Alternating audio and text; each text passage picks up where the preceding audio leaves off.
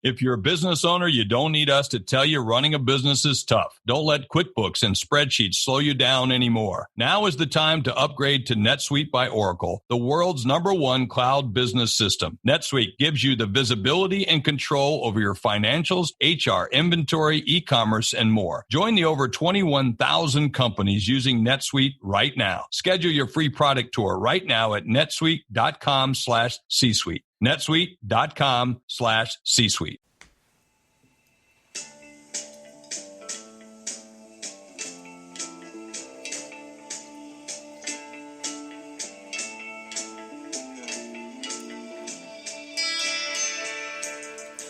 Good evening, everybody. Welcome to the Superhero Homies podcast. My name is Quentin, and as always, I'm here with the homie Kevin.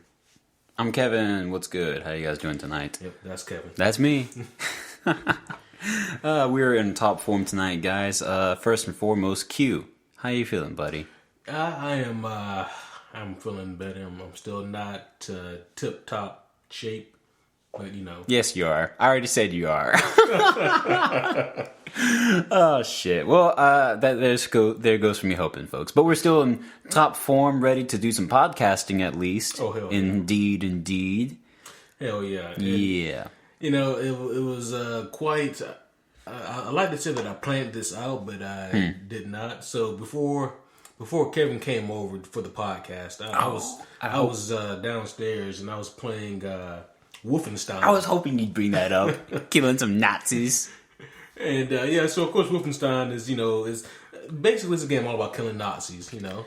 And I thought, well, how appropriate that is that, you know, the last thing I do to prepare for the podcast is to kill Nazis. And of course it's the most appropriate tonight because we're covering Captain America, the first Avenger. Yeah. The very first Cap movie to come out. So yeah, that should I figured that would be quite the appropriate thing to do. Also, the only Marvel movie to have anything to do with Nazis. So now you can never play the game again. Damn. Yep. Next week you'll have to play a game about... Avenging. Magic. I don't know. I guess that one. Yeah, that's... I don't know what you call that.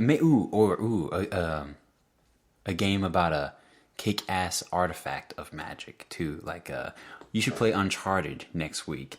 You know, because they got magical, superstitious next level artifacts. Yeah. I don't know. I feel like I almost have to play some kind of role playing game. Okay. You know, where like you assemble like a group together.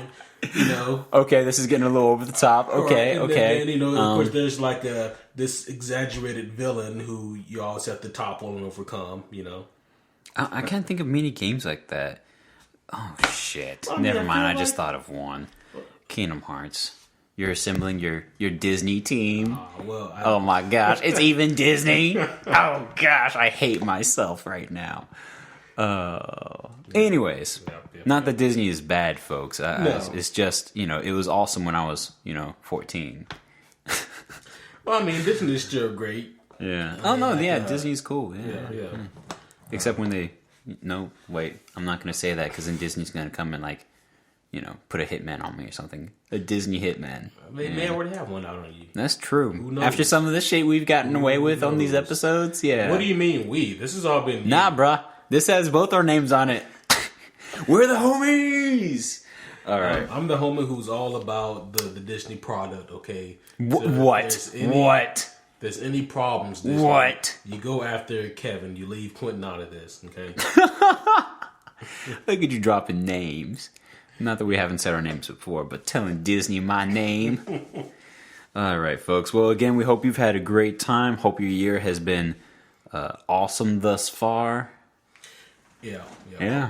Hopefully so. And hopefully you prepare for this next podcast here, the one we're doing now. So, Captain America. Yeah. The first Avenger. The first time that we see Cap in the MCU. Now on his own screen. Yeah. Have you seen the 1990s Captain America movie? Oh my gosh, no. That sounds awesome though. I mean, I've seen the clips, like images, still images of it. Right. Yeah. I have seen it. Okay. I saw it when I was a kid, actually. Oh, cool. Okay. Yeah, because even as a little kid, I was still a little superhero homie then. Aww. And and instead of doing normal kid, I don't know what kids like to do back in the early 90s, but playing dirt. Yeah, I wasn't about that life. Oh my gosh, we don't know anything about kids. Yeah. But good thing we're not parents. We'd be like, "Hey, what are you into, kids? You're my dad." Well, I don't know. You tell me. That's why I'm asking. Anywho, I'm off the beat. What's going on? What are you doing? I remember watching that original Captain America movie as a kid and thinking, this movie, what the hell is happening? That question summed up my thoughts about the original Captain America movie, or the one that came out in the 90s. Of course, there was like a TV show that came out maybe a decade or two prior to that. Okay. That was equally as bad. And the TV shows, like he had the classic motorcycle, and he had the motorcycle helmet that doubled as the Captain America helmet, and and he didn't have the super soldier serum. He had the super soldier steroid. Yeah, that's some bull. Okay, whatever. Yeah, so they just straight up called it a steroid back then. Well, I guess if you wanted to compare it to something, that would be the most comparable thing of sorts. Sense. I mean, whatever. Right. Yeah. Just back to the 1990s movie though, real quick. To that gem, that classic. Nah. Yeah, that was a really boring movie. Like, not a whole lot of anything happened ever. Like, Steve Rogers was boring. I think Red Skull may have even been in it. He was boring. Just not a whole lot happened in that movie. And, there's only one scene that because I haven't gone back and watched it since I was a kid, but there's only one scene that I still remember, and that was Captain America, breaking out of ice. That's, the one thing I remember. Yeah. So he was cryogenetically frozen. I couldn't tell you. I don't remember. And all this, oh gosh, that this sounds so bad. I guess I can break out of this ice now. It's been long enough, I think. Oh, all my family and friends are dead. Oh, I'm the last living relative I know from my own generation. God, now I break out of ice. Great. Yeah, pretty much. Yeah, pretty much. And you can't hate that Red Skull too much. I mean, not many people can carry the Red Skull like Hugo Weaving, Yeah. Yeah. He's the shit. Yeah. He's like the nerd king. Okay. Anyways. So, starting off, this movie, Captain America, the First Avenger, was it was directed by Joe Johnston. It sounds like he faked his name. My name, it's Joe Johnston. Final answer. Yeah. All right, Joe Johnston. Yeah, sure. All right, Mr. Joe Johnston. Okay. And I think he was a Nazi. I think. Damn. No, I'm joking. I think he created the original Jumanji.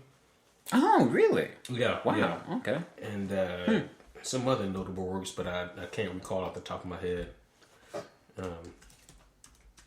But of course, the character of Captain America was created by Joe Simon and Jack Kirby back in March of 1941, and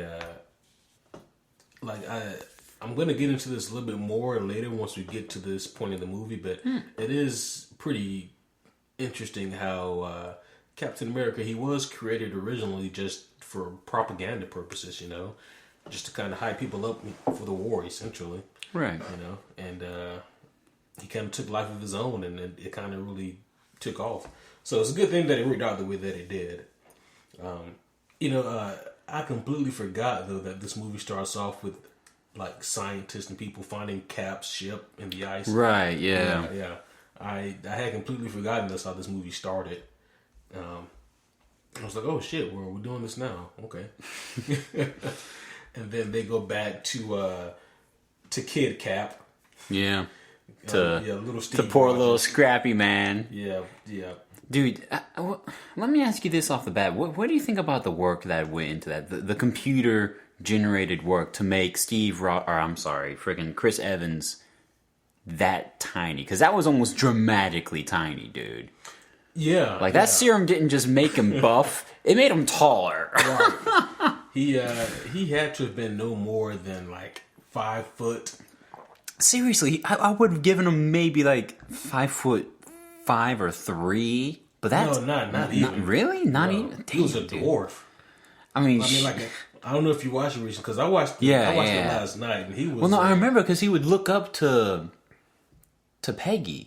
Yeah, and he'd be like, "Hey, how's it going, Peggy?" Like with his head tilted back because he had to look up at her. Right. And then afterwards, he's just like all big and tough, and all she could see was his man tits. Yeah.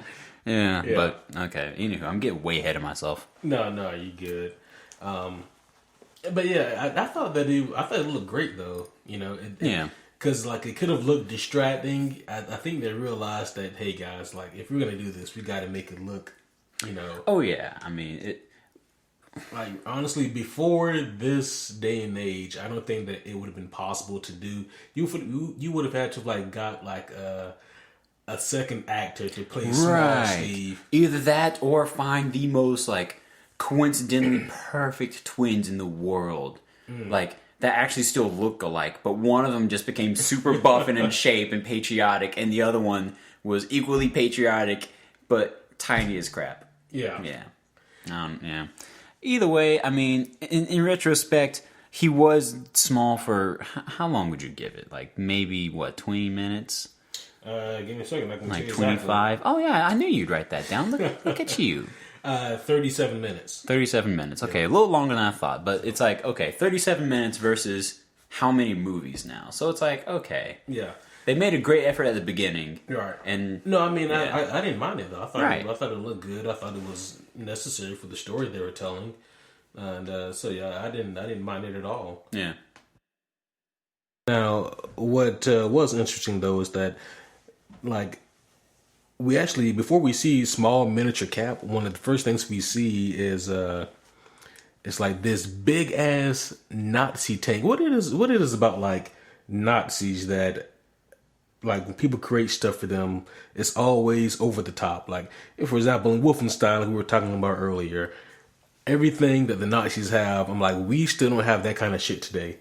Oh, you mean like dramatized power on their end? Like, we're overemphasizing what they had?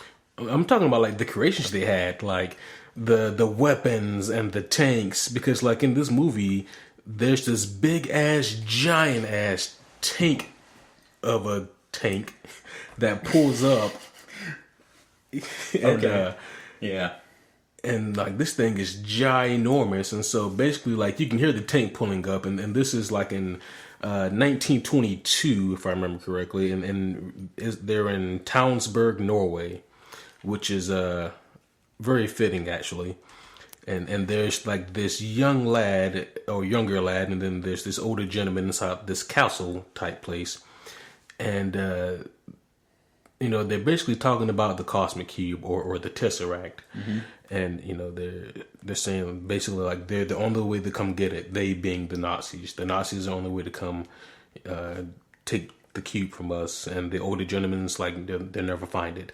Of course they do find it, but so yeah, the Nazi tank just plows over this door, like the doorway, and like makes a new garage for itself. This is comfortable. Right here.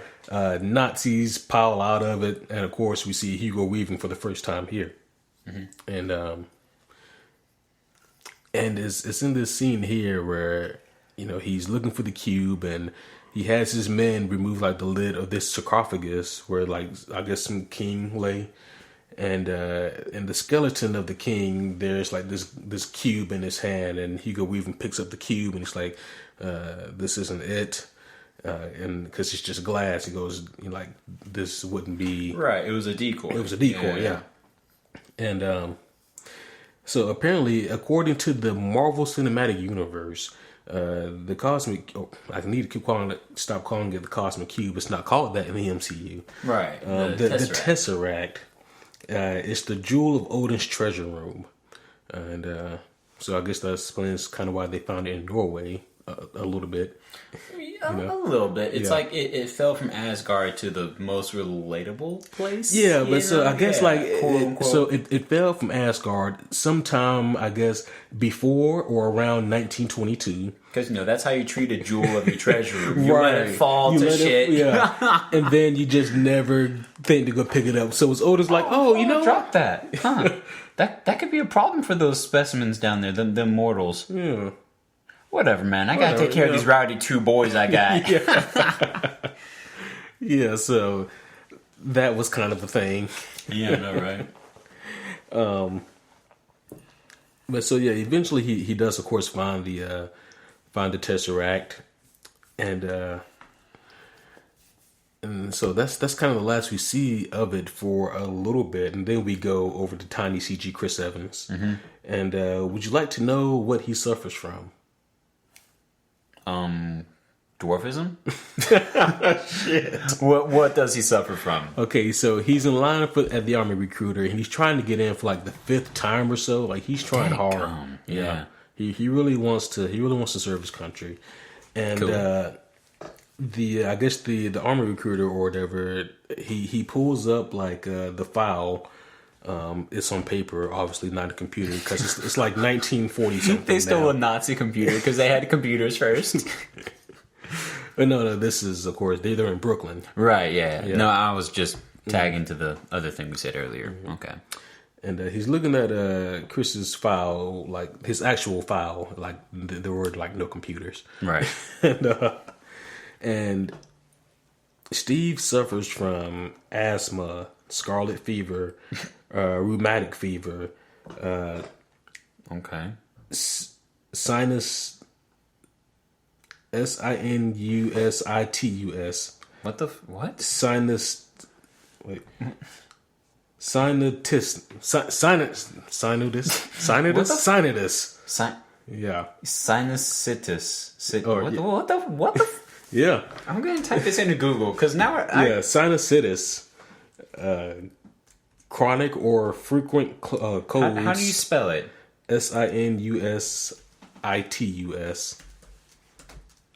Oh, wait. Apparently it's IS. Okay. Also known as a sinus infection or rhinosinusitis is inflammation. Okay, so basically he's got a really, really crappy human nose because sinuses just like went Super Saiyan in his nostril, and he's got much more inflamed sinuses than average. Okay. Doctors out there, I'm sorry for butchering that. Let's continue. Chronic or frequent colds, high blood pressure, palpitation or pounding of heart, easy fatigability, heart trouble. They were pretty vague with that one. That's for real. Okay. Nervous trouble of any sort. Yeah, that's actually on there. That's not a diagnosis. There's some nervous trouble about this patient. And then there were 2 more that were hard to read. They wouldn't let me see the whole thing. I mean, shit. At this point, it's like possible cancer patient and first with Ebola ever. I don't know, just something weird like that. That is unfortunate. He really was like the complete epitome of puny. Not to be offensive, but it's like, wow, yeah, he took it all.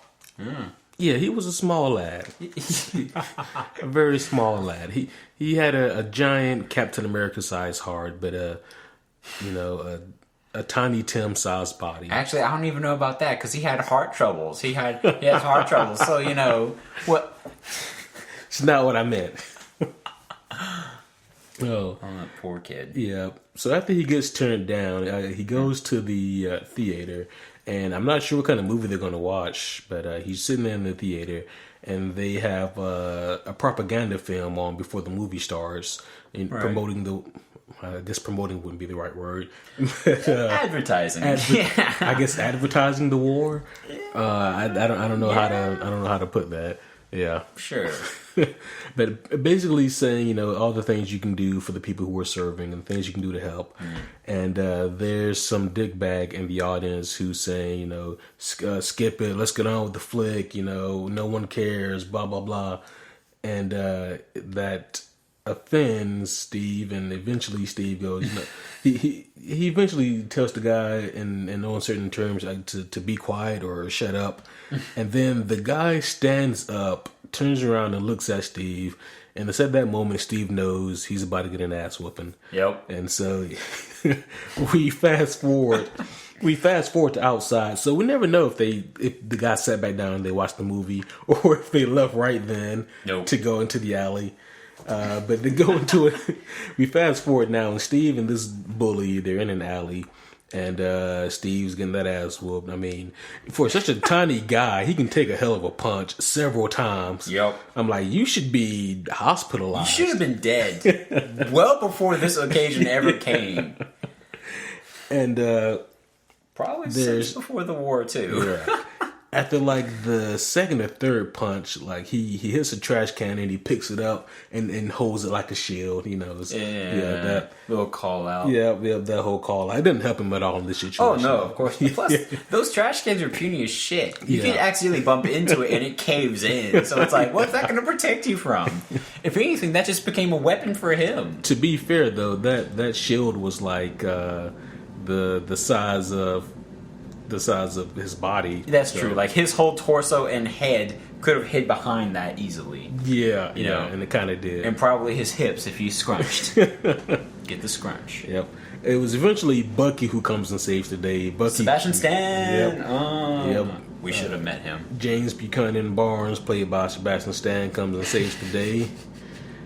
And thank you for clarifying my random verse. I know I do that a lot actually, and I'm starting to think like, oh, I'm a fan. I'm just saying my shit, and then Q comes in and says, "Okay, guys, this is what my boy means," and it's like, I appreciate that. Yeah, you know, that's what I'm here for. Amen. It's fun. I love it. All right. Yeah, but right off the bat, though, we can really see kind of the relationship between the two, and of course, like the relationship here is altered from the comics, and. You know, once again, because I feel like I have to clarify every time I point out a difference between like comic material and movie material, because like here's the thing, I don't necessarily hate the changes, not at all. Like if the changes for the better, then I completely understand it. You know what I mean? If it's more organic for the movie, then by all means do it. And we've definitely talked about that. For our common listeners, that's not news. You know, that's definitely a fact about us. Yeah. You know, that's just what we do. Mm-hmm. Yeah. If it helps make for a better movie without sacrificing the integrity of the character, then I'm all for it. Hell yeah. And like for example, like I believe that in the comics, though. Steve doesn't meet Bucky until like he's actually Captain America in the war, and Bucky's kind of like his Robin, his young ward. Exactly. Yeah, you know? I actually have that on a T-shirt. Yeah, ironically, I wore that shirt tonight. And oddly enough, I was listening to I think our Thor podcast, and you said, "Yeah, I'm going to wear my Captain America shirt next week."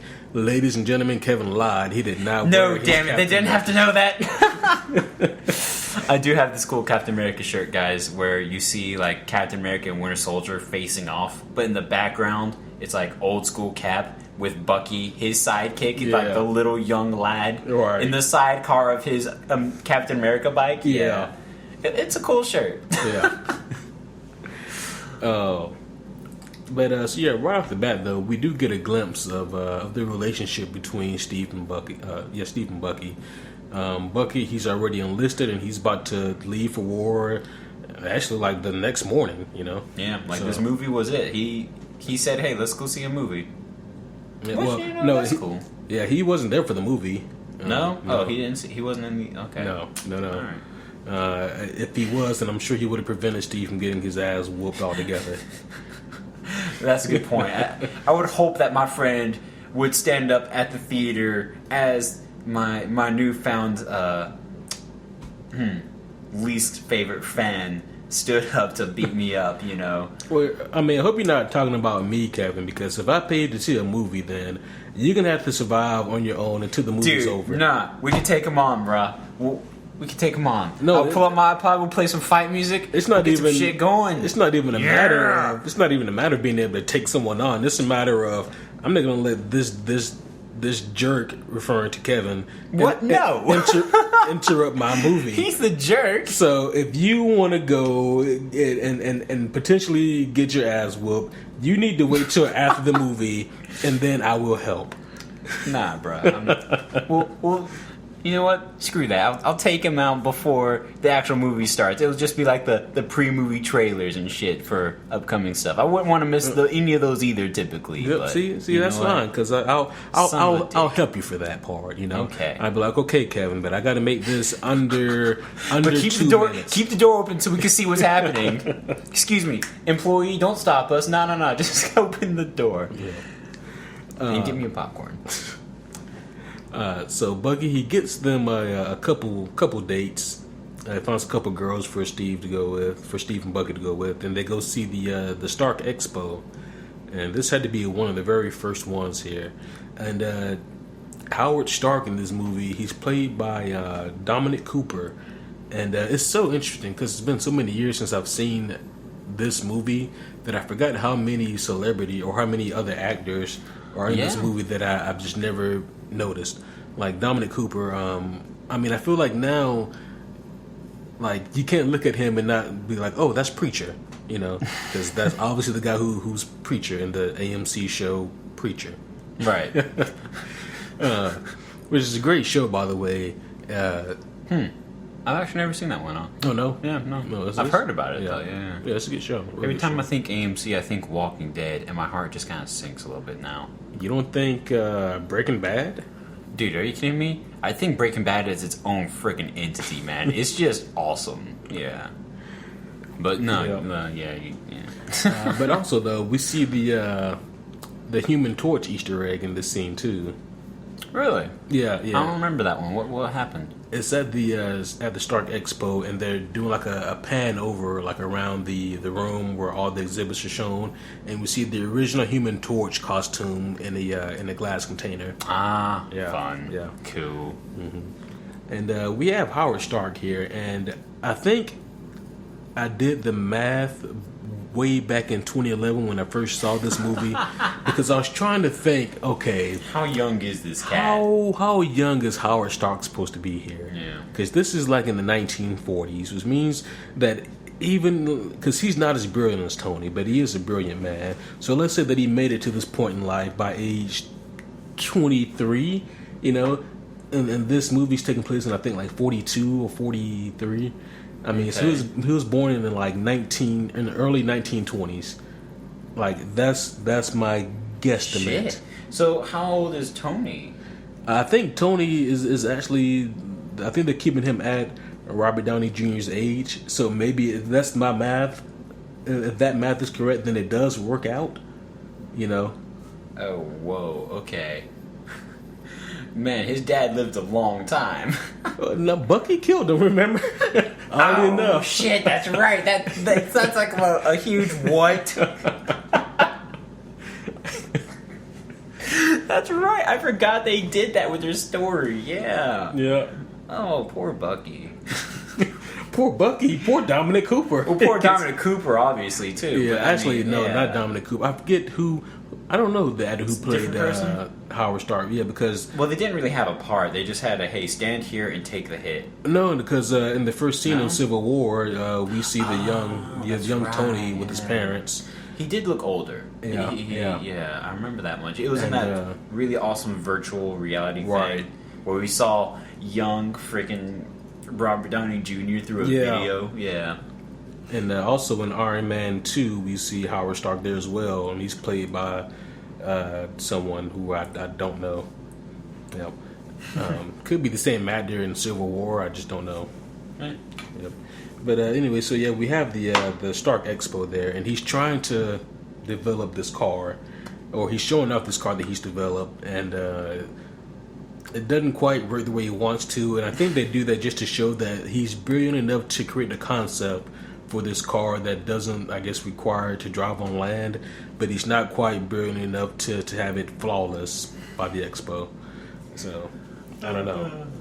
Other than that, it just really kind of functions as a scene to show us that Howard Stark is alive in this universe, in this time frame. Yeah, and also shortly after this scene, when we see Dr. Erskine. Sure. Erskine, yeah. the doctor who basically develops the serum. Right. Yeah, when we see him. And it is a German name, isn't it? So maybe it is Erskine. Yeah, well, actually, I think he's... Oh, they pronounced it in the movie, too. So, yeah. I think he's Bavarian. So Bavarian. Yeah. Cool. Like the donut. Bavarian cream donut. I'm pretty sure that's a thing. I think that's a thing. Okay. I'm just going to shrug and say, cool, bro. Let's go get some Bavarian donut. Maybe that's where the Bavarian cream donut comes from. Okay. Yep. Oh, shit. I know, right? Yeah. Someone out there right now is listening, just shaking their heads like, these guys don't know donuts at all. But so essentially, though, he overhears a conversation between Steve and Bucky, and he picks up that like this scrappy, scrawny kid really wants to serve. Maybe he'll be appropriate for this new project that we're doing, which is Project Rebirth. I don't know if they ever call it that in the movie, but yeah, it's Project Rebirth. Okay. And so essentially Steve he kind of gets what he wants. He's part of like this new testing, and him and a bunch of other soldiers, and it's at this scene where we get to see two of our other main actors in this movie, Tommy Lee Jones as Colonel Chester Phillips, and Haley Atwell, of course, as Agent Peggy Carter. There's something I want to say about that real quick. I've been wanting to say it ever since like we were talking about doing Captain America tonight. Yeah. Dude, Tommy Lee Jones, man, I really love his acting skill. He definitely has a prowess about it. But I will say this.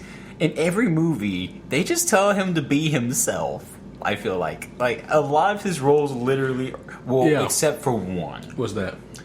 When he was asked to play Two-Face. Oh yeah. Oh my gosh, that was no. Yeah, it's well, like we choose to forget that one. We Kevin. do choose to forget Why'd you that bring that up on this podcast? I think it's still funny, however, because it's like, hey, you're gonna be Two-Face, but instead of following the character at all, you're gonna try to match the energy of Jim Carrey. Exactly. So keep like competing to see who could be more off the wall. Yeah, because that's anywho. But no, and like every other one of his movies that was actually well done, like it was a good movie. It's like, hey, just be Tommy Lee Jones. What would Tommy Lee Jones say in this situation? What would he do? Right. Like that grenade scene where he pops a fake grenade. That wasn't in the script. He's just like, nah, bruh, I'm Tommy Lee Jones.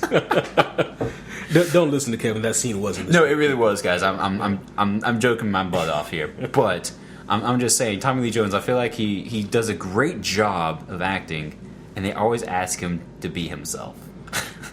Yeah. I mean, he like they twinge it, and right. Yeah, for the certain role. Like this time, he had to be a general and not a Men in Black agent. Yeah, so less. He was a colonel. Excuse me, Colonel. He was a colonel. That's respectful. I can do that. I'll take that. But no. What you think about Haley Atwell? I liked it. Carter? Yeah. Again, Marvel's casting prowess just showing through. Right. Like she was awesome. Yeah. I liked her range too. She wasn't just like the militia chick, she was also the potential love interest we saw sprouting throughout the movie. We also saw like, actual passion in her rather than let me, do a shallow version of this comic book character, whom I know is going to not make it. Yeah. Yeah. Well, I mean, she does make it though. She does, but how can I explain it? Like, the character herself survives, but not the version that Haley is playing, No, well, that's why she had her own TV show, I guess. Oh, that's a good point, actually. Yeah. And someone else had to have liked her besides us to say, hey, you're going to be in a TV show now. Yeah. Yeah. Haley's like, okay. Do you think that Peggy Carter still tries to get with Steve if the super soldier serum just doesn't work? Nope. Absolutely not. Are you kidding me, dude? She was enamored. She was drooling at the mouth the second he popped out of that casket, okay? The second he popped out and his muscles popped for the first time, she's like, oh my. Oh, hey Steve, I'm sorry. My eyes are up here, Haley. I'm sorry, Peggy, my eyes are up here, Peggy. Stop looking at them. Stop it, you know? She did really well in that scene, obviously. She drooled appropriately over him. But, to answer your question again, hell no. Yeah, I thought about that, and I kind of agree, too. I don't think that she gives Steve the time of day in his first form. Well, he freezed. Yeah. But I will say this, she did seem to have a growing appreciation and like connection with him. Now what you want to call that, that's up for debate, I'm sure. Yeah, that's what I was getting at though. Yeah, okay. Like, once like she got to know him more and more, and then of course once he became like Captain America, then she was really willing to give him more of the time of day, and then she got to know him better, and I think that's really what led to her kind of falling for him. I got it. In the car, whenever like they were having the moment together, right? She was thinking to herself, I love this kid's personality, but I think I'm just gonna friend zone him. And then after he came out of the casket, the super serum process, oh shit, I was wrong on this one. Yeah, I'm sure she said, how's my impersonation, guys? Friend zone. That's a good turn. I think I'll coin that. I know, right? Yeah. She was the first. Or she was going to be the first, and then eventually was like, oh, never mind. Refund. Oh, jeez. Yeah. And Chris Evans right now is just appreciating all this. He's just laughing with us. But yeah, so we see like going back here to the movie though, we see like the actual montage scene of the training, and poor Steve, man, he just sucks. Yeah. Like he can't do push-ups. Nope. He can't run. Nope. He can't climb. Well, he had heart troubles, man. Well, he had all kinds of troubles. I don't even know what some of those fevers were that I read off. Well, yeah, you read one R1 I didn't know either. Rheumatic fever. Rheumatic. Yeah. And then sinitis, yeah. Sinitilotus, sinus saying. Psilocybin, yeah, exactly. Like his sicknesses were just like combating the entire process of him just getting any better, and he just couldn't. Yeah. But yeah, so basically the one thing that the whole training montage shows is that he does have more heart than anyone else. Like he's clever. Like when the soldiers are tasked with whoever gets to climb the flagpole and retrieve the flag gets to ride back with Agent Carter, and all the guys try to climb it, they can't do it. Steve does the smart thing. He like unhooks like the flag's holster at the base of it so that the flagpole falls over, and then he grabs the flag from there and gets his damn rod back. Yep. And then of course the scene where Colonel Phillips tosses the dummy grenade, and Steve, without thinking, he jumps onto it. I'm like, that's really miraculous, but I don't know if your little body would contain. I know, right? That was my thought, and I didn't want to be evil, but I was like, you know what? I'm glad I'm not alone here, because yes, dude, he would have been just extra shrapnel. There would have been like grenade and bone bits flying and killing people. Oh shit! That didn't help. He's got shards up in there. There's like little shards of marrow just piercing the everybody. Yeah. Matter of fact, it may have been. I may be making this up, but I don't think I am. I think it was how it should have ended. I think when they covered Captain America, they had one scene where Phillips accidentally grabbed a live grenade versus a dummy. Well, that is a question I beg. Like, why the hell? No, they were training grenades for throwing. Okay, that answers that. Never mind. Okay, I thought myself through it. So, like we already said earlier, it's at the 37-minute mark where Steve becomes Super. Yep. Super Steve. How many Dragon Ball Z jokes can we make tonight? And I didn't have time to look more into this, Obviously, he was super CG like Tiny Steve was obviously, right. He needed to be CG. I don't know if they got like a CG double. I think they may have like someone to stand in, but maybe a kid. I don't know. Ooh, wow. Yeah. Possibly. Yeah. That sucks. You're gonna be Captain America. Awesome, yeah. You're gonna be the puny Steve Rogers, pre-Captain America, Captain America. Oh, okay. And we're not gonna use your face. Yeah. Now, when he comes out of the chamber, I don't think that he was completely CG, but he had some CG elements to him. Just something to kind of enhance, make it look like a more dramatic change, I guess. I think so. Yeah. Right, I mean, okay. like obviously, I'm not denying any of the hard ass work that Chris Evans put into it, because the dude got he got bigger as the movies went on, actually, or at least in my opinion, I think he did. But I think maybe specifically for like this scene right here, and then the chase scene right after it. There was a little bit of a touch-up work. Yeah, especially when he comes out of that chamber, because like his shoulders ridiculously broad, and like just the way that it looks, just kind of gives me a little pause. Yeah, makes me think. But I mean, seeing him though as Super Steve for the first time, though, it is a cool thing to see. His hair just wasn't gold though. Almost. Oh, that's true. In the comics, he was blonde, so he was. Yeah. Oh my gosh!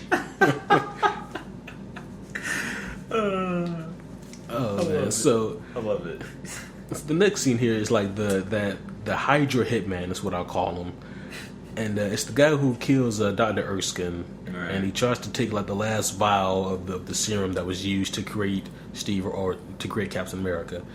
And this guy, he's on foot, running away, and he has this whole crazy plan. Like, I thought his plan was, I mean, because in that situation, he pretended to be a journalist who can get in and get in and see how the serum plays out. Because the government totally would have been kind enough and open enough to allow that to be shown. Totally. Yeah. Nah, bro. Yeah, the government experimenting on humans with like a experimental unknown some serum. unnamed serum that we're just calling super soldier. Even if it did work that well, you would never hear about it. Right. Yeah. We just see this cool new advertisement man dancing on stage with a bunch of like dancing broads and be like, oh, okay. But not to sexualize the dancers or nothing. But this guy, his plan is a little ridiculous, because you think his plan would be to kill the doctor, try to get the serum, but you're probably gonna die because you're in a room surrounded with U.S. government agents. Literally. Yeah, and no, he kills a lot of people, not just Dr. Erskine, but he's able to flee the scene. He gets away on car for a little bit, and Steve catches him there. He gets out and he gets into like a submarine that he has parked. Yeah. And Steve gets him in that. I'm like, shit, there were a lot of steps to your plan, buddy. I know, right? Like, you had a ways to go here. Mm-hmm. Actually, it kind of makes me think more than I ever thought about it before. Because beforehand, he was just nameless dead spy. Yeah. But, I don't know. Maybe at that point, he gained a bit of juicy information before the end, quote-unquote, of his current objective and the mission, right? And he's like, oh, wait. I have to kind of belay my objective because this is too good to pass up. And so he kind of finds a way to sneak in, maybe. Hypothetical. I'm getting a lot of hypotheticals out there. I'm trying to follow. What are you saying now? Like, I'm saying that he probably had a different type of mission to gain intel.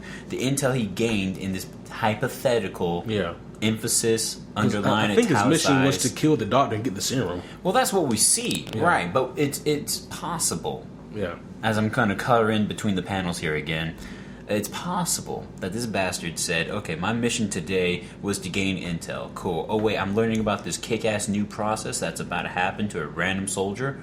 Okay, I can't ignore this. Assumes the identity of a journalist, proceeds to go in, delaying his original objective of just turning into some footer over there closer to him, right? That was me trying to speak German. It didn't work.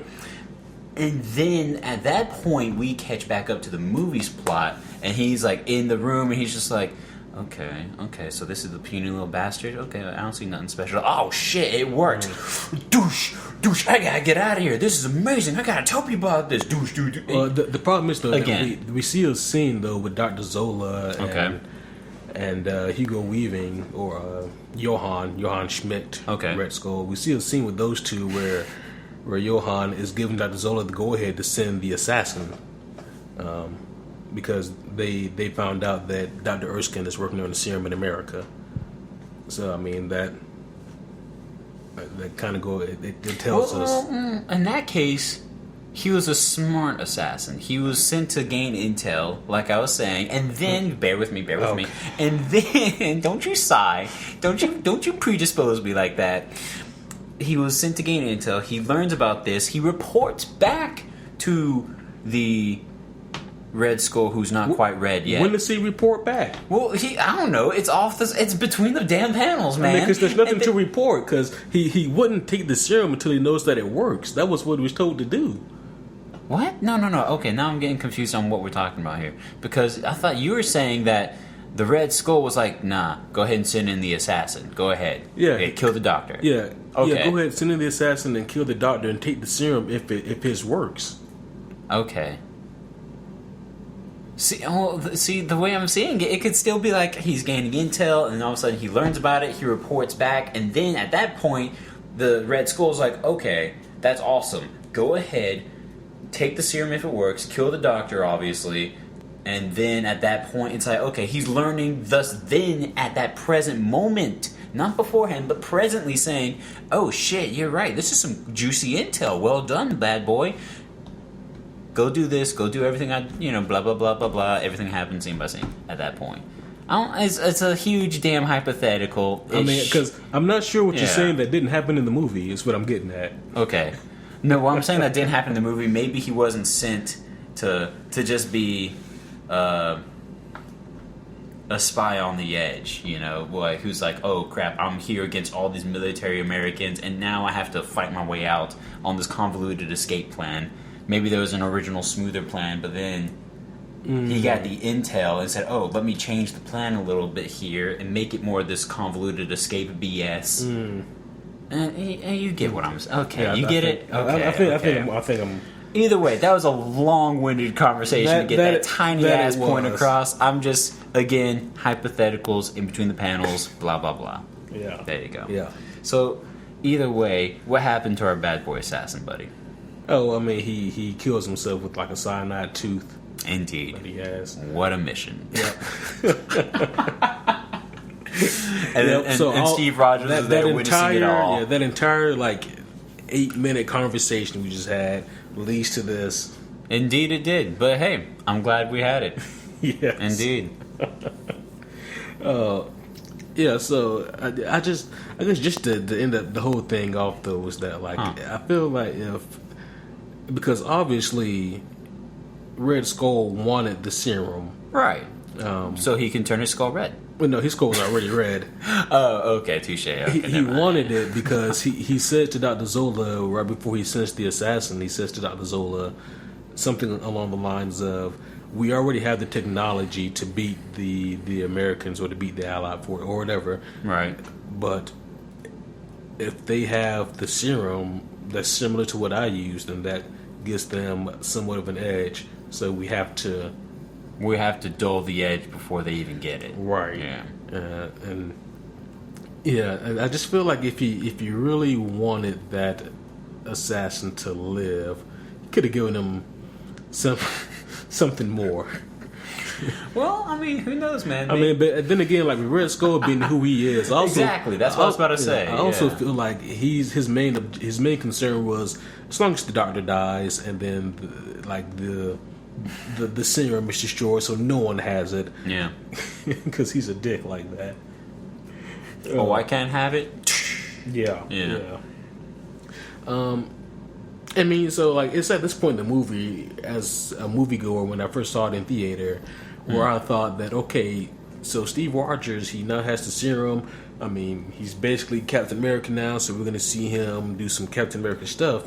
Not really. It's at this point where we get what I call the meta scene, and it's where he's going around as propaganda and like that funky looking Captain America costume, and he's dancing with the girls and putting on a show and dance, and punching out Hitler, which is, of course, a famous picture from a Captain America comic book. Oh yeah, and like the whole thing though is a little meta because, like we were saying, like we were saying earlier, that's what Captain America was when he was first created.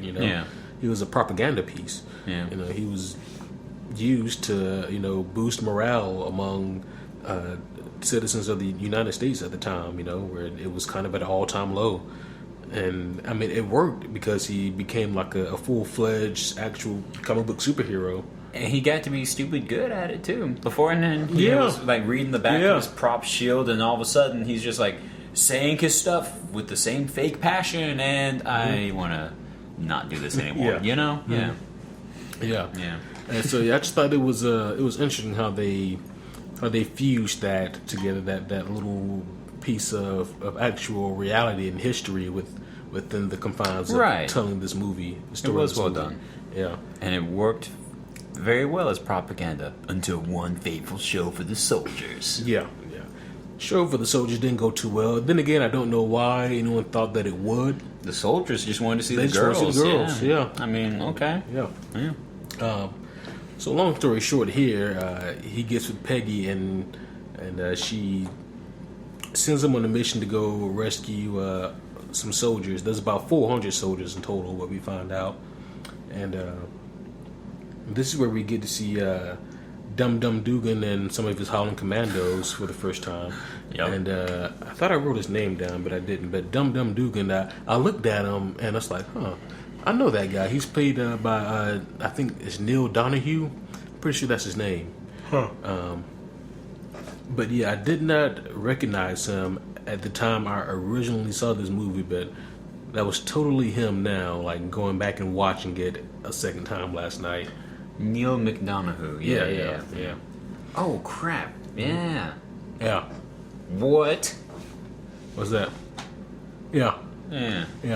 It was hard recognizing him with the Dum Dum Dugan mustache, It's hard recognizing him not being a villain. Yeah.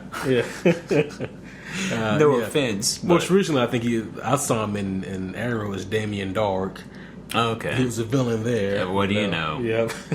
Street Fighter. I mean, there's a number of things he's done villainous. Who do you play in Street Fighter? Oh shit! What? It's been so long since I street fought. But the douchebag that has the red hat, he floats. Bison. No, he didn't play Bison. No, what? Yeah, he. The guy who played in Addams Family played Bison. No, in one Street Fighter movie, I saw him. Not the one with Van Damme. Yeah. What? Okay, shit. Give me a second. I'm gonna look this up because I got his page right here. Okay. Let's see what movies he's been in. Give me a minute. Keep talking. Yeah, okay, yeah. If it was Street Fighter, it'd be in like the mid-90s. Yes, I'm not crazy, son of a dick. It was in 2009. 2009. Street Fighter: The Legend of Chun-Li. Not the Jean-Claude Van Damme version. not the Van Damme one. Okay, he did play Bison as well. No one even saw that. No, you suck it, son. No, I just did the Triple H suck it sign, the original dab, and all right, yeah. Let's do. Yeah, and it says right here. He said, "Captain America: First Avenger, Dum Dum Dugan," which is a horrible name. Hey, Dum Dum. Anyways, Dum Dum. He's the only Howling Commando that I'm familiar with. I'm not really familiar with some of the other ones in the comics, but I recognize Dum Dum immediately. And also, there was a deleted scene that they had here in this movie where they actually show how Bucky and the Howling Commandos get captured. But it was cut from the movie because it was actually it was the only real scene in the movie that wasn't from the perspective of Steve or the Red Skull. So, so they felt like it didn't really have a place in the movie. So Okay. they kind of, Interesting. Kind of a... whatever. Yep. So Steve goes in, and of course he's able to rescue his boy Bucky and the Howling Commandos and all the other soldiers there.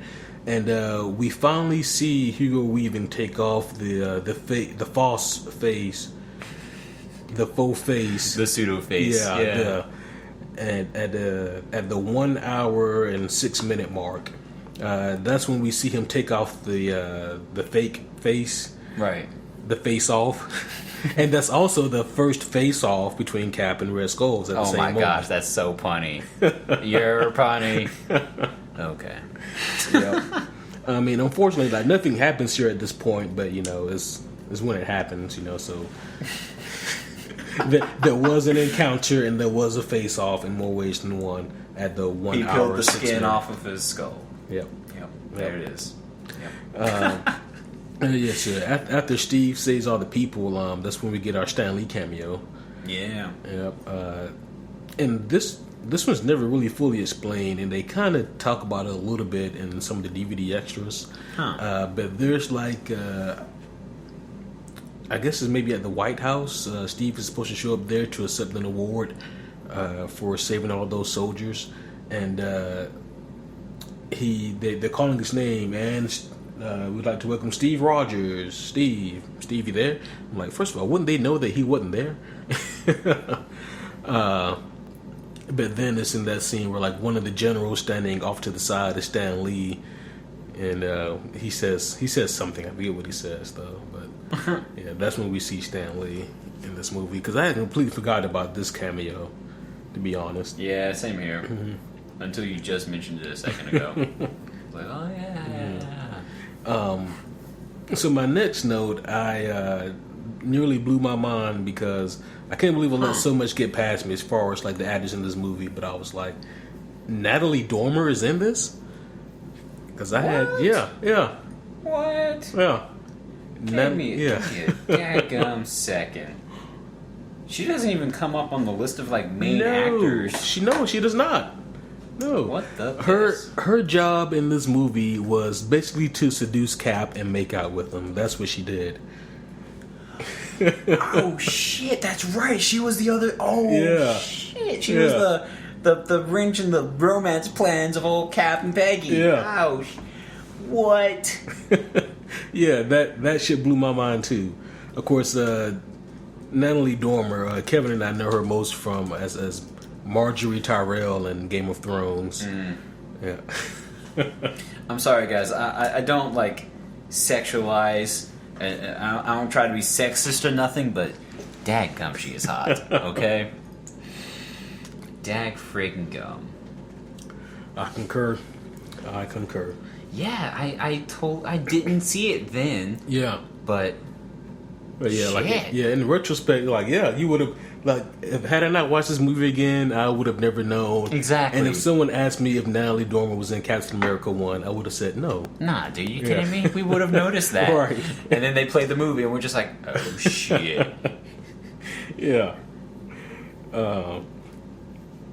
So do you remember the scene though when Cap he's going through and he's picking out his new shield because he wants to get an actual shield now, and there's some pretty odd and pretty fun looking shields. Right. One like looks like a freaking I don't know what it looks like a tower shield, but like made like this thick metal and it has like some kind of face plate on it. It looks pretty intimidating. Yeah. Like. And there's like a shitload of shields, and of course you reach down for the one made of vibranium, the prototype. Yeah. And do you remember the part though when he picks it up and it's like, I like this shield, and he looks to Peggy and goes, "What do you think?" And then she shoots the shield like 3 or 4 times. I'm like, Yeah. that's overkill. I understand that. That really is. I understand Like, that she's shit, jealous, woman. I get that she's jealous of Yeah. seeing Cap just make out with the old girl, but I mean, go easy on the guy. He just finished being a puny nobody for so long, you know? Yeah. That might have been his first kiss. It was. I'm pretty sure, yeah. Oh, yeah. shit.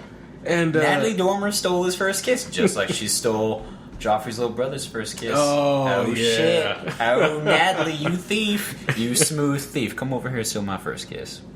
It wouldn't be my first, but let's pretend it is. Come on, baby.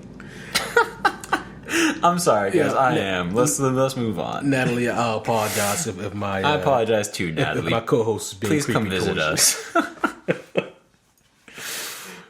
She's never going to visit now.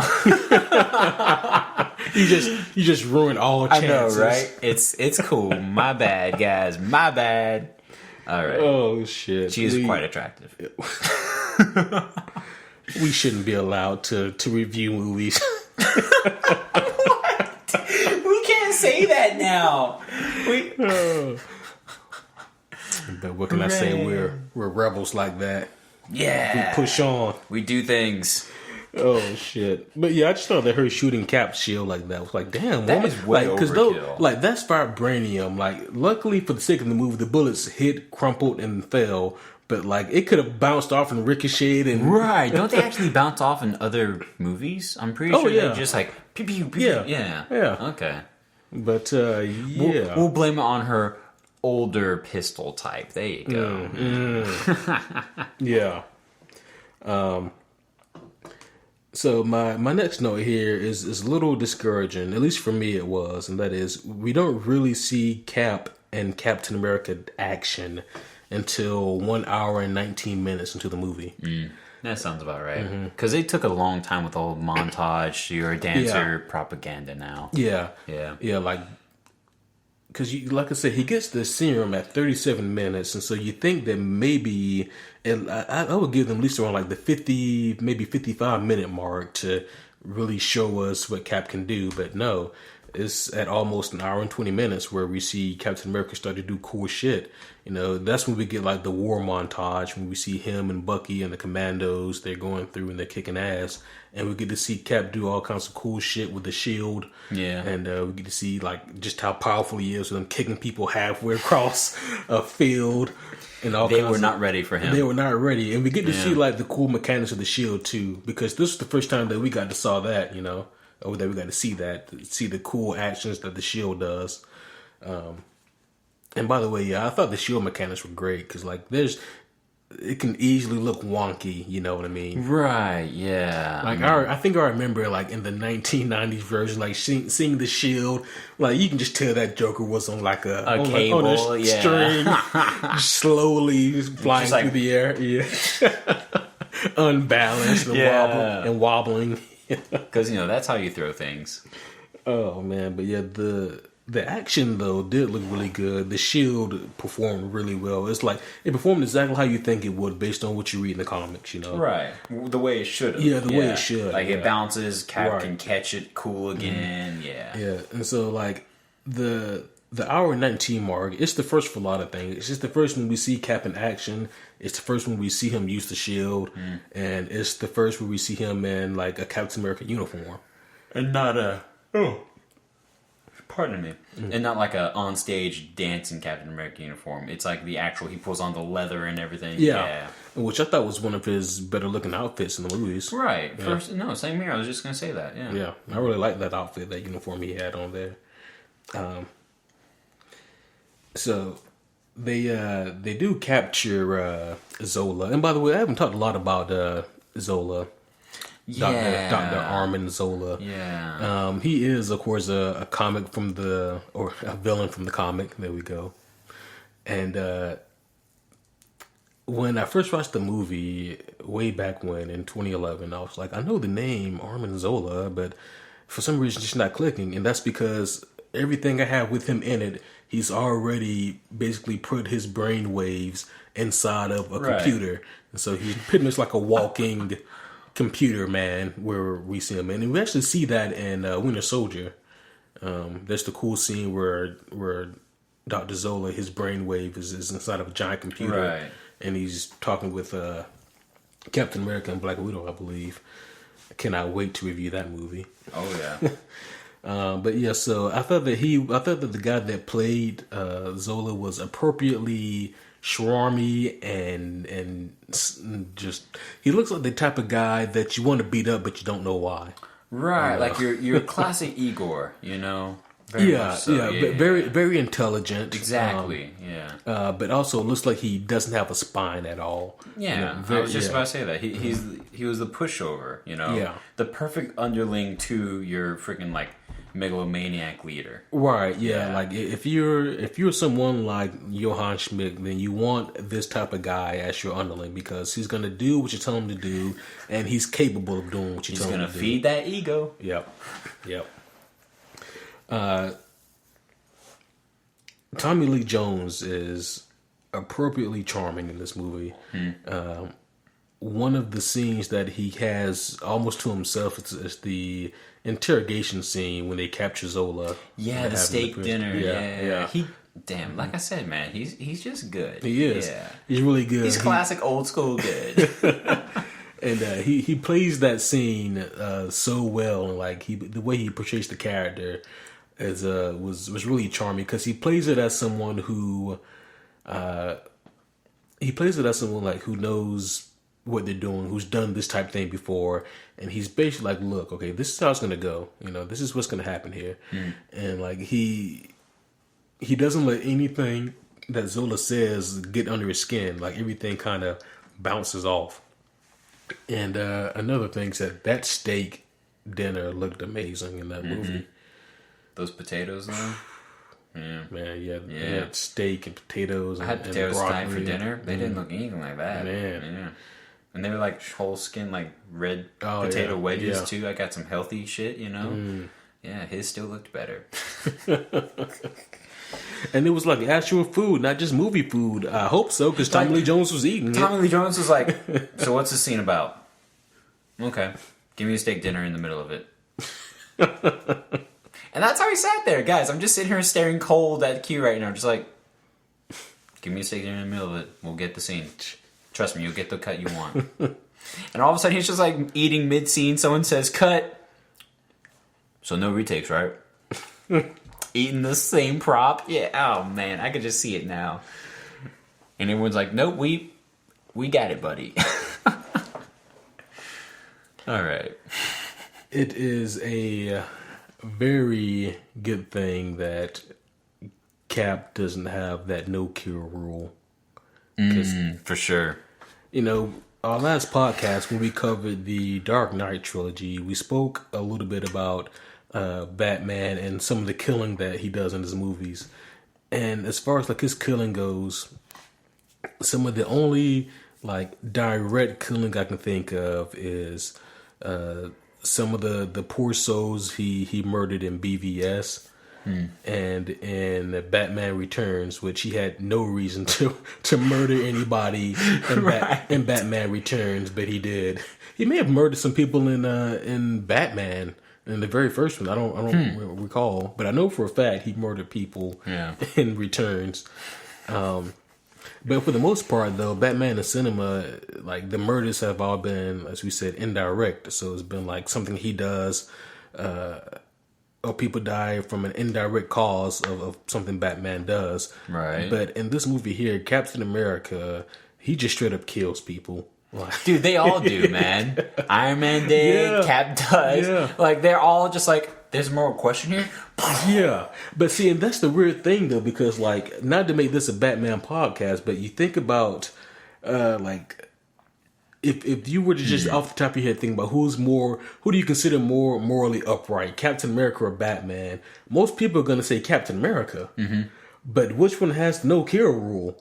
It's Batman. That's true. Like up until the events of Civil War, Captain America, he wasn't a vigilante. He was a hero. He was, someone to look up to. Batman has always been a vigilante. So yeah, that just it just kind of made me chuckle and shake my head a little bit. That's a good point, actually. Yeah. I don't know. Yeah, that's messed up. Yeah, and the good thing is the X-Men have in the comics. I know the no-kill rule as well. That's why Cyclops got the whole X-Force together with Wolverine being the leader of it. Yeah, saying, okay, look, you guys are gonna be the badasses that go and do the killing of the missions. Yeah. I'm trying to think because I'm sure that the X-Men kill. Oh, I'm sure they have as well in the past. I'm sure that they do. And like I'm not caught up with the current version of the X-Men, so I'm not even sure what they. No. Things like X-Men Gold and X-Men. There's a current X-Men. And X-Men Blue. I don't know. Anyways, moving on here with the movie though. Like the fighting here is really cool, but yeah, like don't think that the killing snuck past me there, Joe. Joe Johnson. Johnston, yeah. Joe Whatever Johnston. your fake name is. We're sorry. You don't have a fake name. You just have an easy to make fun of name. Yeah, I think your parents, like, they were not excited about your birth at all, Joe. Maybe they were just really old school, Like, your name's going to be Joe. Come on, Joe. Let's go do what we got to do. Whatever work your dad did, I don't know. Make movies? Maybe. If it ran the family, sure. So the fight scene with Red Skull is a little short, and it felt a little lazy. It felt just a tad bit lazy to me. Just because, like, we finally have, after the entire movie, we finally have these two face off, and then fight. But the fight itself just, I don't know, like. It didn't feel like it had a lot going on for it. Yeah, it was very underwhelming. It was lukewarm. Okay. Yeah, it was very, very lukewarm. And that's kind of funny because I'm pretty sure the place they were fighting at caught fire eventually, right? Like that's. But no, because they were fighting on the ship. Yeah. Okay. And then Red Skull just kind of stops mid-flight because there's no one flying the damn ship at this point, and so the two are flying all over the place inside the ship. Trying to beat the piss out of each other, and then eventually Red Skull, he grabs the Tesseract, and that was a fatal mistake. Yep. Assumingly fatal mistake. We haven't seen him since, so... This is also, Marvel MCU, so... Yeah. He's dead. He's pretty dead. He's movie dead. He's movie dead. I mean, but I guess they could always... There's an easy way to bring him back if they needed to, For sure, yeah. I mean, that's a good idea. Yeah, so yeah, he grabs the Tesseract. He basically dissolves and disappears. Right. Dissolves, appears. Maybe it's a whole, like, teleport idea, but it looks like dissolving. I don't know. Yeah. For all intents and purposes, I'm going to use the term again to attempt to coin it, he's movie dead. Yeah. And then the Tesseract itself, it melts its way through the ship and falls at the bottom of the ocean. Here's a question. What the hell material were these people capable of in the daggum 40s to hold the Tesseract? And how did they put the damn cube in there originally? Well, that's an easier question to answer because it looked like it was just in one of Odin's treasure boxes when Red Skull retreated at the beginning of the movie. Okay, so they just never took her out of the box. They said, "Hey, let's look at this cool shit." Oh gosh, Bill dissolves. We can't let that happen. Okay. Yeah. And so Nazi Bill died, and then Red Skull was like, "Oh, so he touched it and dissolved." Okay, well, whatever. He forgets. Oh, whatever. I can grab it. Oh shit. Yeah. Well, he even grabs it a little bit at the beginning of the movie. Okay. Yeah, and. When he grabs it, like the old priest who was, I guess the guy's a priest. I just called him a priest. The old guy who's guarding the Tesseract says, "No ordinary man can hold the cube." And Red Skull goes exactly as he picks it up. Right. And he tries it again. Here, it doesn't quite work out for him. He became ordinary. I'm sorry, Red Skull's not original enough anymore. Damn. You do not pass. But yeah, so the Tesseract falls to the bottom of the ocean, and Cap takes the wheel, and it's at this point in the movie where we honestly get like one of the most touching moments of the movie, because like throughout this movie, the most heartfelt moments have been, when Bucky died, which I forgot to talk about that. When Bucky fell off the plane, I should say. Right, well, fell off the train. When he presumably went away forever, but didn't. Yeah. And I mean, yeah, even when we lost Bucky, like that was like, it was like, damn. But it was kind of like, if you're just a regular moviegoer, or maybe if you're just not familiar with who Bucky, right? If you're becomes, just a fan of watching the movie, then and you kind of just think, oh man, he lost his friend, and then you move on, right? Yeah, So even that wasn't a big blow. But yeah, the most heartfelt moments when you see Steve get beat up as a kid and say, "I can do this all day," because you kind of see the heart that he has. And then here again, when he's about to willingly sacrifice himself to to save a lot of people, and he's having this conversation with Peggy about how they're gonna go dancing tomorrow, everything's gonna be all right. And he's saying, wear something comfortable, because we're gonna go dancing, and make sure that they play something slow.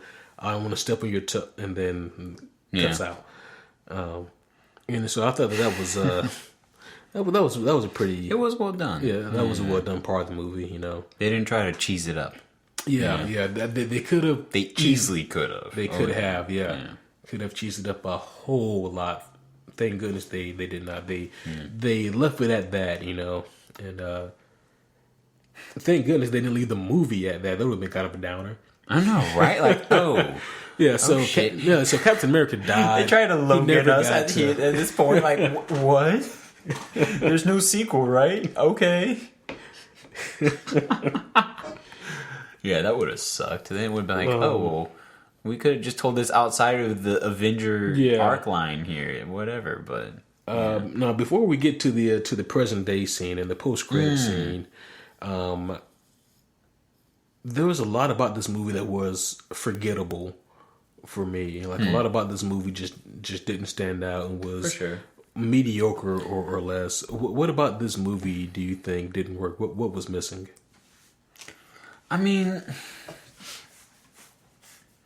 I think the movie was too focused on its quote-unquote purpose. It replaced the idea of telling a quality story with the idea of let's give a quality introduction to this character. And I feel that they did that quite well. Right. I felt we got a good, complex character who stood for something, who approached a challenge, who gained the means to overcome that challenge, and thus grew as a character because of it. I feel like they did that well.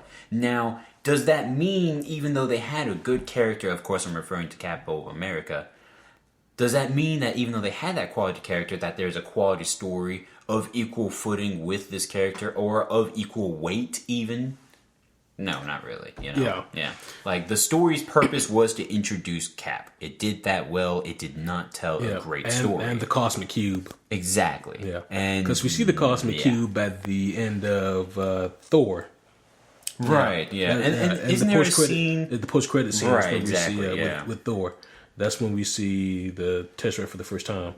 Yeah. Well, I mean, we also see at the end of this movie, Captain America, we also see S.H.I.E.L.D. procuring the cube as well, correct? I thought so. Yeah. Well, we see Howard Stark getting it. Oh, okay. Yeah, gotcha. Cool. Yeah, so Howard Stark and allies get it. I forget what they called themselves. Then it wasn't S.H.I.E.L.D. It was something similar, but not S.H.I.E.L.D. But I feel like this movie, like, it was missing. It was missing focus, like, and it was also missing stronger supporting characters. And what I'm really referring to is, like, they didn't do a whole lot for Red Skull. It was like they wanted Hugo Weaving to be evil just for the sake of being evil. Right. Like, they didn't really give him a whole lot to go on. Like, okay, I mean, see that. I mean, unfortunately, it's not an uncommon mistake with the Marvel Cinematic Universe. Right. For them to have villains who really don't serve that much of a purpose. Like, he's just kind of there for the sake of being there. Right. It's like we talked about beforehand. This villain's purpose wasn't really to, do his own bidding. He was there to be a roadblock for our hero. Yeah. Yeah. I will say this, though, because I want to get my opinion mixed with yours here, too, now. I don't feel like they had a lack of focus. I feel, maybe better said, that their focus was on point, but they just didn't aim it well. Like they were too focused on one thing, like Captain America and developing his character. Yeah. Like I said, I feel like they did that well. Right. But I feel like because of that, they didn't focus enough on anything else, and it was misaimed. I mean, like, I look at. I mean, I guess at this point it's just a matter of like language, like however you want to word it. Right? Yeah. I mean, because you're right, they did a shit job with the evil person. They did a bad job with a number of other supporting roles, like not enough. Right. I mean, because the story here is that they want to develop a super soldier serum to distribute to a group of soldiers to take down the Nazis. That's the story. Of course they only get one soldier, and that soldier becomes Captain America, and Captain America brings down Hydra, who's an offshoot of the Nazis. I mean, that's basically the story here. I mean, of course, there's deeper points there, but not particularly. Right. So I feel like I'm all down for a simplified story. In a lot of cases, I think a simple story is best. However, if you have a simple story, but if you don't have all the pieces in place for the characters to really grow and develop properly, then it's not going to happen. Like we see a good amount of growth in Captain America, but that's about it, though. Exactly. I mean, we also do see some from Peggy as well, and like some growth from her. She was about the best supporting person in this movie, really. Yeah, she was. Unfortunately, Sebastian Stan, he really doesn't get to shine in this the way that I wanted him to. And that's something else I was going to comment on. Yeah, he was just kind of the buddy the whole time, and there was no real build up into this other potentially great person, which we're eventually going to get. It's not on Sebastian. No, it's on the decision makers. Yes, it's on the writing, and it's on just the storyboard itself. Like he just didn't have. Maybe I think had they left in that deleted scene where he and the commandos get captured. Maybe I think that would have added a little bit of depth, so we can see as to why they got captured instead of killed, or like seeing their struggle.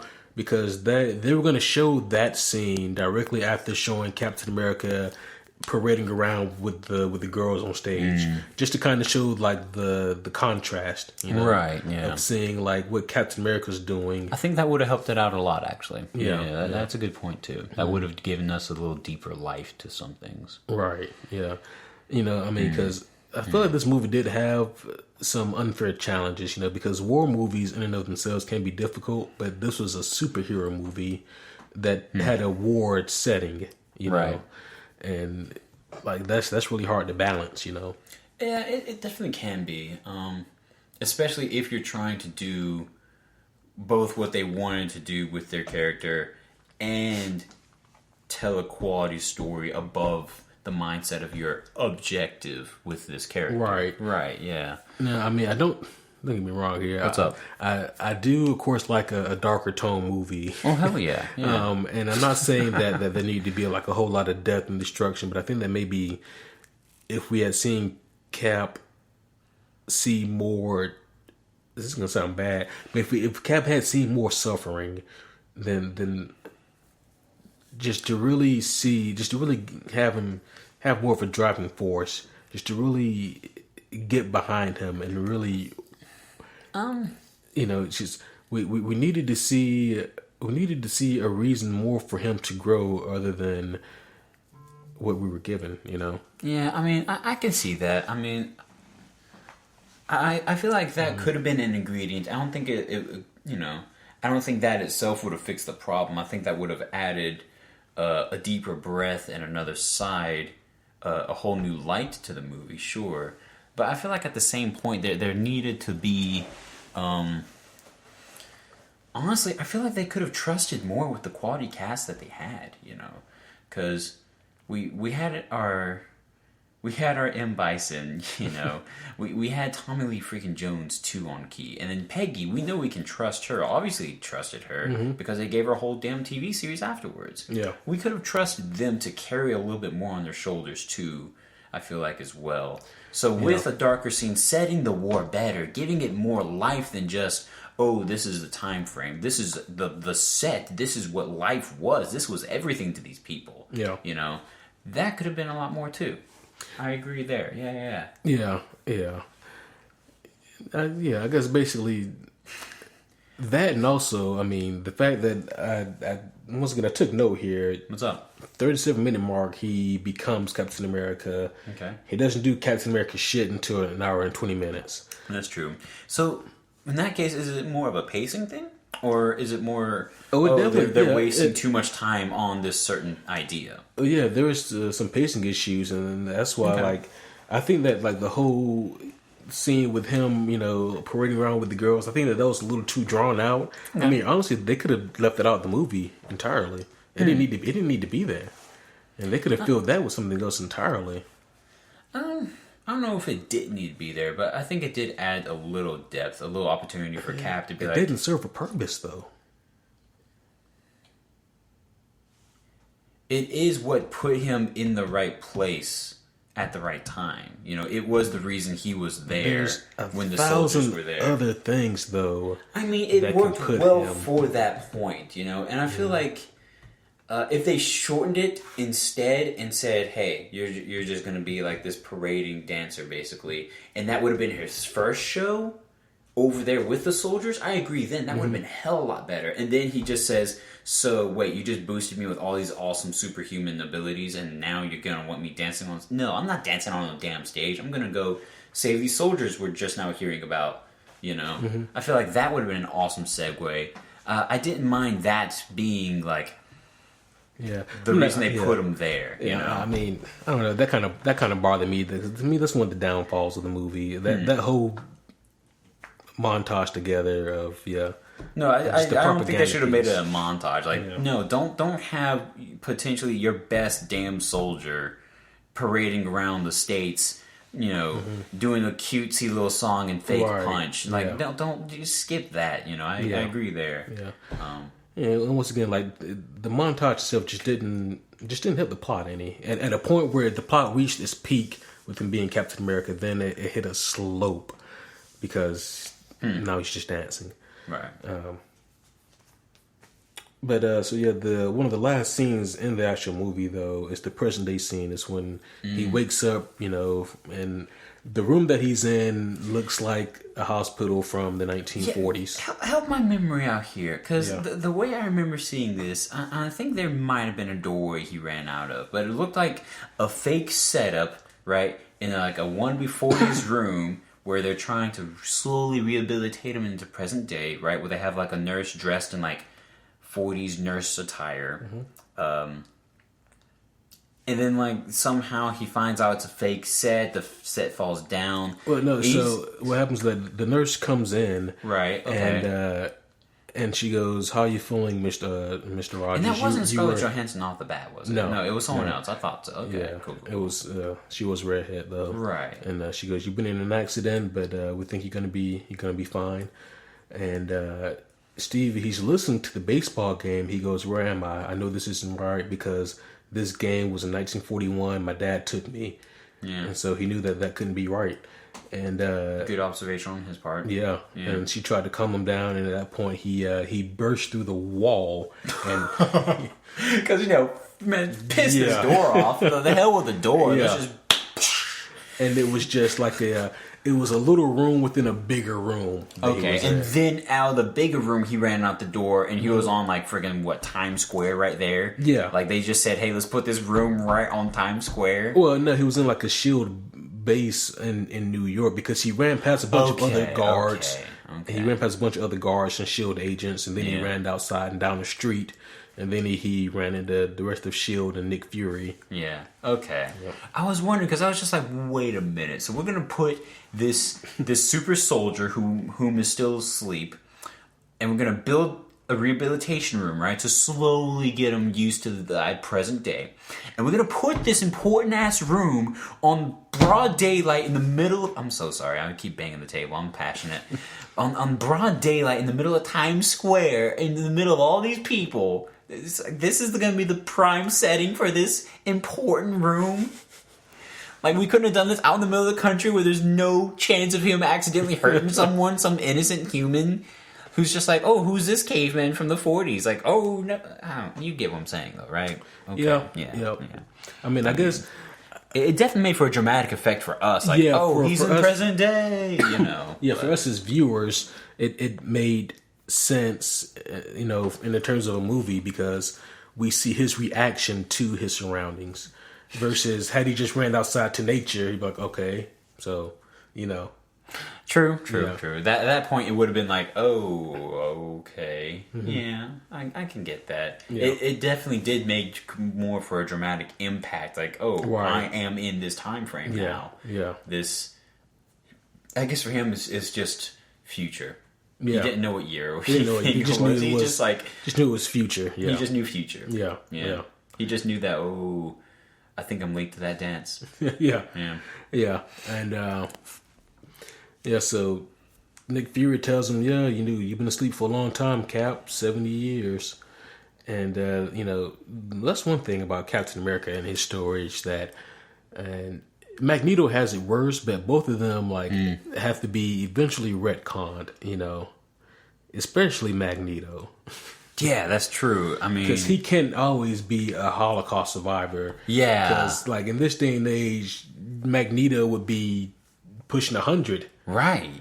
Soon. Well, not soon. 2 more decades and soon. Well, no, because he was alive during it. So the Holocaust, yeah. He was apparently a little boy during the Holocaust. Yeah. And the Holocaust was in when the was that like the 30s? 30s? I was about to say 40s actually. It may have been. I know the war was in the 40s. Yeah.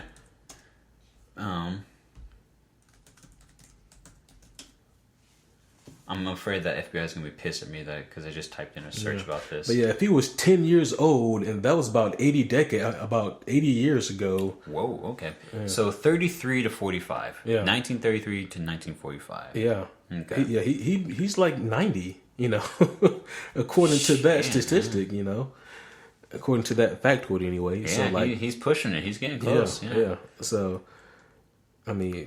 so that's something that I hope those Marvel writers are on top of. And it sucks because that is like the perfect origin for that character. But I just thought of the stupidest shit for Magneto. Eventually, he's not going to be a Holocaust survivor. You know what he's going to become, dude? You know what they're going to have to make him? Because we've had no... Never mind, I'm not going to go into a Fight Club moment. But he's going to be like an angry millennial. That's what he's going to have to be. What? Well, we haven't had another Holocaust, thank goodness. Something comparable that Magneto can put himself through, or that Marvel can put Magneto through as a newly retconned character. I guess, fortunately and unfortunately, there have been plenty of wars in between that they can make him a victim of. Very true, very true. They definitely could go some route. Yeah. I can see something like that. But yeah, Captain America, his is a lot easier of a task to feel. Like, you've been asleep 70 years, Cap. You've been asleep 90 years, Cap. You've been asleep. Exactly. Like, okay, you've been asleep a couple centuries, Cap. Yeah. We're still retelling your story, Cap. Cap's just let me go back to sleep. Yeah. So that's the thing about Captain America. The older he gets, you can just say, you've been sleeping that much longer. What if? I can see them eventually doing this. Like all of a sudden, he falls asleep and he was a soldier in Iraq or something for us. Oh yeah, like way down the line, after we're dead and gone. After we're and they have to redo the Captain America story again. Yeah. Let's talk about this post-credit scene here. Cool. So the post-credit scene is Captain America. He's down in the gym and he's boxing, and he knocks the damn bag right off the chain, and the bag goes flying. Impressive. Yeah. Hot damn. And Nick Fury comes up to Captain America, and they exchange words, and Cap says something like, "You trying to get me in the world?" And Nick Fury goes, "No, I'm trying to get you to save it."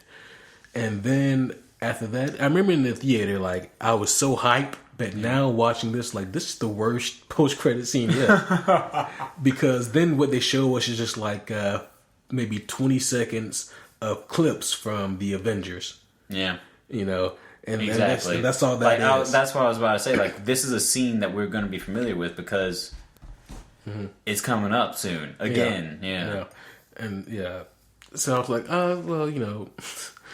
this was all aboard the hype train kind of deal. Exactly. More so than let us give you guys a taste of story element or any, you know, but. And then there was a file that had the Tesseract all over again, and it's like, you're familiar with this, I believe, and it's like, should have left it at the bottom of the ocean. Yeah, that was right before they showed us that 20-second clip or whatever of Avengers. But so I was like, oh, I forgot all about that. Yeah. Oh man, but you know, overall with this movie, it does have charm and it does have moments where it does have heart. Yeah. But it is found wanting a Very lot much of times. so. Yeah. I mean, between like the waste of Hugo Weaving, and just the overall lack of Red Skull in the movie. Yeah. You know, and between also just the fact that to me, like the movie does have pacing issues. And yeah, they really could give more focus to some of these other characters, maybe, but it's hard to tell because of the pacing issues. Right, exactly. Yeah. But that, man, and the movie just it doesn't do a lot to keep the watcher focused. You know, with there being such a long gap between us seeing Steve Rogers to Captain America and then to see him actually do shit. You know. Ultimately, though, like it was still like a nice stroll down memory lane again. I gave it a 6.8. Okay. Yep. Okay. Yep. Cool. That's close to what I was thinking about getting it personally. Yeah. I don't know if you want to score this one or if you. Yeah. No. Okay. I mean. Yeah. Yeah. Yeah. So what do you give it? Honestly, I was thinking just flat out 7. I kind of simplified my stuff. But if I had to fraction it, I'd give it a 7.2, maybe 7.4. Yeah. But yeah, not much. Like that's not much to brag about, you know. Yeah. Like if you offered me right now, hey, you want to go see it again? I'd probably be like, I'm good, bruh. Yeah, you know, let's just prep for next Wednesday. Yeah, and that's the thing about it. Like, if you ask me, do I want to see the Incredible Hulk or Cap 1? I'm gonna say Cap 1 before I say Incredible Hulk. But if you ask me, do I want to see Iron Man 2 or Cap 1? I'm gonna say, to hell with you, man. And then I'd probably watch. I'd watch Cap. I mean, I'll watch Iron Man 2 definitely out of those two. Damn! Wow. Yeah. Yeah, but okay, interesting. Yeah, I mean Cap 2 was amazing. Iron Man 2, like even with all its flaws, it had Justin Hammer. Yep. and it had way. I was gonna make a Justin Hammer joke earlier tonight, and it just had way better fight scenes in Iron Man 2. I mean, damn. Yeah. Wow. But so yeah, that's my thoughts on Cap 1. You know, and it's just such a night and day difference though between Captain America 1 and then Winter Soldier. It's oh my like, gosh, for real. It's like, holy shit. Yeah. You know? But yeah, so that was our review here of Captain America 1, the first Avenger. Actually, I got one more thing here if you want to talk about it real quick. It was just going on? Just the Marvel one shot. I had completely neglected these for like some of the previous movies. But the what shot? The Marvel what? Marvel one shots. They put these in like for a lot of their movies on the Blu-rays. Just like little scenes like in between events where they're happening and whatnot. And this one was called "A Funny Thing Happened on the Way to Thor's Hammer," and it was Agent Coulson on his way to New Mexico, and he's riding in the desert, and it's at nighttime. He stops at a gas station to fill up, and while he's pumping gas, he goes into like this little mom and pop gas station, and he's looking at some of those donuts, the ones that come like either powdered. Wait, are they Baruvian donuts? Are they? No. Oh, you mean Bavarian? Bavarian donuts? No, they are not. Okay. Yeah, so he has these little packets of donuts, and he's trying to decide which one he wants, like either the powdered sugar or the chocolate. That is kind of funny thinking of Agent Coulson as like a donut guy right now, just like And as he's doing so, like 2 guys come in with like shotguns, and they're robbing this poor cashier, and Agent Coulson, in Agent Coulson fashion, he stands up and he goes, "Excuse me, guys," and they turn around like, "Oh, what's this guy doing here?" Blah blah blah. And then he goes, "I'm so sorry. I didn't want to interrupt anything." He goes, "I have a gun on me. Do you want my gun?" And then they freak out even more when they see that this guy has a gun. He goes, "Okay, I'm just gonna slide it over to you guys here, all right?" And then he slides the gun over to them, and then he also simultaneously Agent Coulson's himself over there and disables them.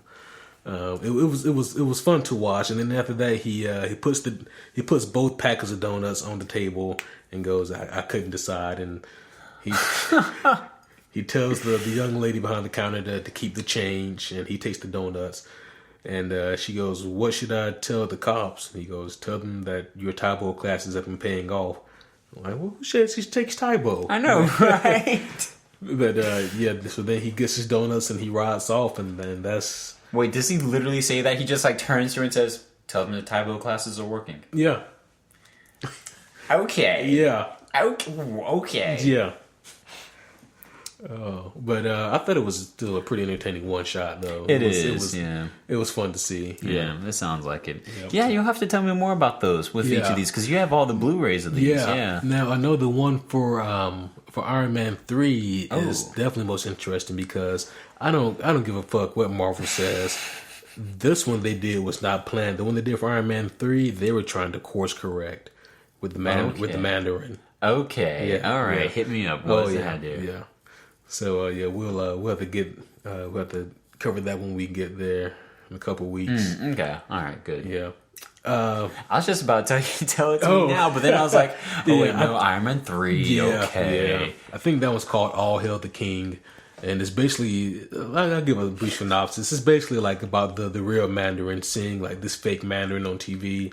And they're hinting at there being a real Mandarin. Good. Okay. And I'm like, yeah. I bet. That's a good Band-Aid to cover the gaping wound left in everyone's heart. Right. Yeah. Oh, man. That quality Band-Aid's going to do great. Okay. Yeah. But we actually, man, we've been slacking, man. We haven't come up with the topic for this Sunday. Shit. Yeah. We are slacking indeed. I tell you, as soon as we come up with the topic for Sunday, we'll post it to our Facebook page, which is of course Superhero Homies. And if you guys would like to scold us for forgetting to come up with a topic for Sunday, then please scold us at superherohomies@gmail.com. Or maybe in a more optimistic lighting, if you have ideas of topics you'd like discussed, feel free to email those to us. Any ideas and whatnot, we'll consider them. Same email address, nothing different there. Yep. And of course, if you like what you hear, which, come on, you know you do. You know you like what you hear. Oh, yeah. If you like what you hear, then it would do us a great favor if you could rate us on iTunes. Preferably 5 stars. We give you a shout out and you become an immortalized superhero homie. The last 2 who have given us shining reviews on iTunes, written reviews, we've given one the Infinity Gauntlet, and the other we've deemed worthy to wield Mjolnir. I mean, so like we're like the Beyonders. I know, right? Basically, we're like the Eternals or the Celestials. Man, at this point, if they do it in time for next Wednesday's podcast, we can give them the damn Tesseract, dude. We can get we can give the Cosmic Cube. Do you want Cap Shield? I mean, we got some shit over here. Yeah. Oh, geez, but unless you give us a 3-star, then we'll give you I don't know, Iron Man's boot. Iron Man's boot. No, Tony Stark's shoelace is what you give. Shit, you're meaner than me. Well, that one's also possible. We can just give someone a That's shoelace. True. We can literally mail them a shoelace and say it's from Tony Stark. Get a Robert Downey like RDJ on the back, just like in Sharpie. Yeah. We've drove on long enough, people. But we'll see you guys this Sunday with a brand new topic that will be interesting. We'll post it to the Facebook page, and of course, next Wednesday we'll be covering the Avengers. So that was gonna be that one should be a lot of fun. Tell your friends. Oh hell yeah! Tell all your friends. Tell all your friends indeed. But we're gonna go ahead and wrap this up. And as always, guys, my name is Quentin. I'm Kevin. See you next time. Boom.